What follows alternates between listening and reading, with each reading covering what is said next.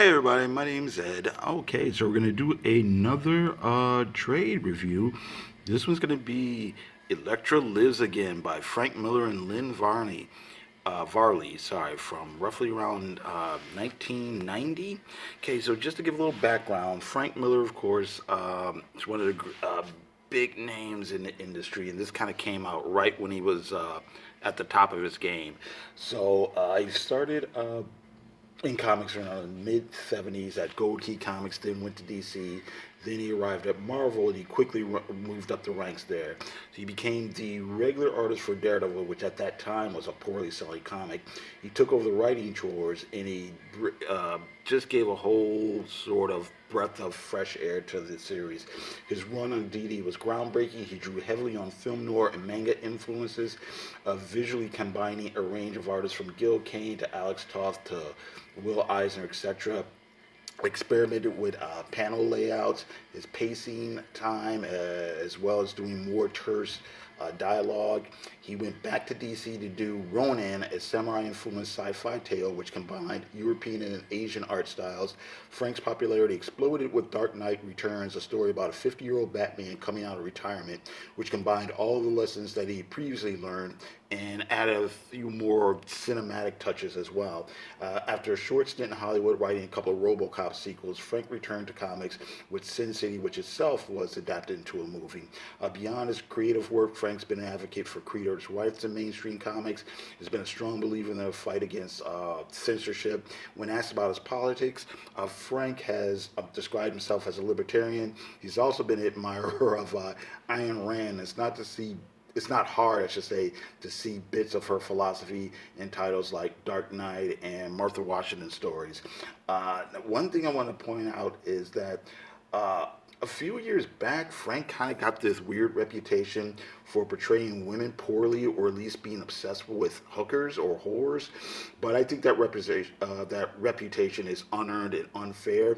I think it's mostly based on his Sin City comics, which in which most of the women are either femme fatale stereotypes or literal prostitutes, which is kind of the point. As that the Sin City series is basically a caricature of film noir and pulp stories. And also, you have to put in this Batman Year One. It's kind of hinted at or suggested that pre-Catwoman Selena Kyle may or may not have been a hooker or a dominatrix.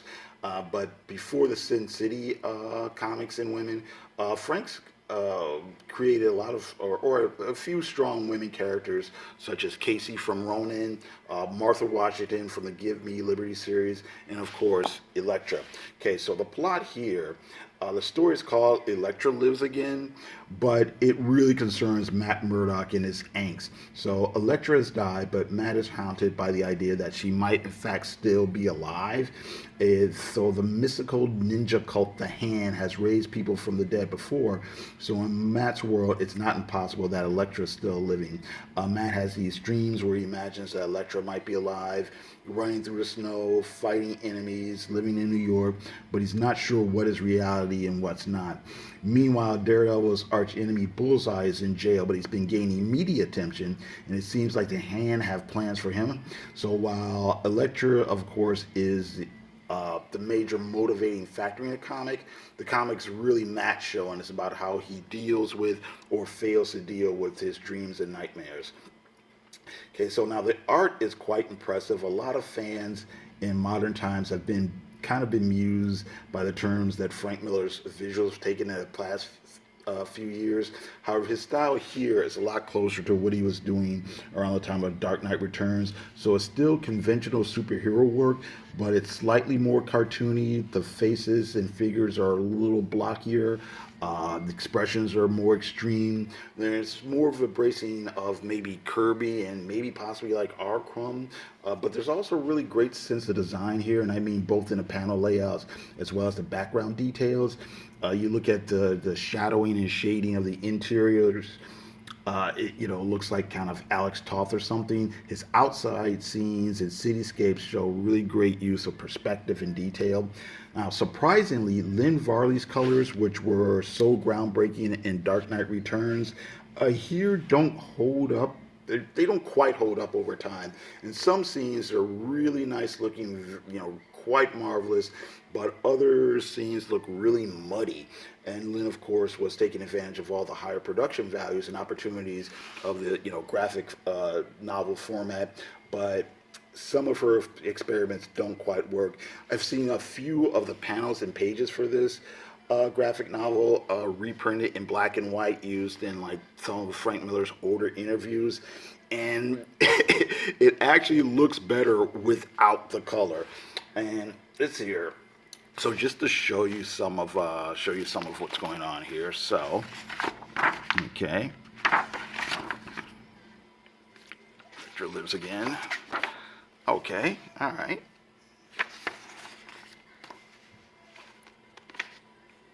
Okay, nice moody effects there. Here's a good example of what I'm talking about. You got some really cool design here, lots of really awesome detail, but the coloring really makes it look weak. It's just all muddy looking. If you see this in black and white, it's really great in black and white, but here it's just like, it's really hard to see what's going on. But here, this stuff with Elektra in the snow, it's all pretty cool looking. It's quite nice. And these people right here attacking her are supposed to be like the ghosts or the spirits of all the people she's killed. La-di-da. Here's some cool visuals here. This is Matt Murdock's apartment. It's just the whole thing with the whole Venetian blinds kind of, hitting him and kind of also pointing towards him, and it's all what's I can't even think what I want to say. What is it? Cabinet of Dr. Caligari or whatever. If you remember the early 80s, every third video that was on MTV was doing film noir stuff or German expressionistic stuff.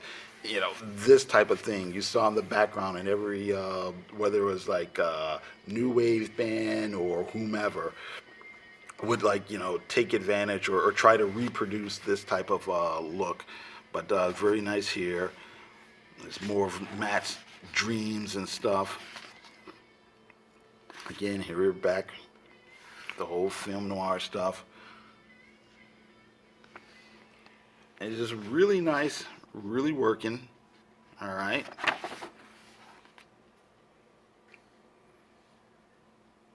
Here's a cool scene here as he's walking downstairs. Just really great looking symbolic stuff. All right. All that's good. But here, we're getting back to stuff starting to look muddy again, Alright.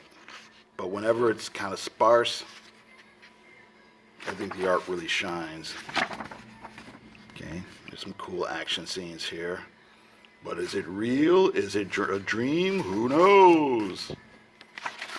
Alright.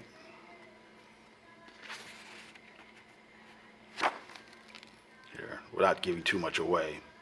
Again, back to the muddy stuff. But this is probably kind of appropriate here because it's the morgue, so I'll let it go there. Okay, so I don't want to give the whole thing away. But yeah, I'm actually pretty curious as to how this story was pitched. I'm wondering, did Frank Miller approach Marvel and say, I have an idea for a Daredevil story, or did Marvel say, hey, do a Daredevil story for us, and this is what he came up with?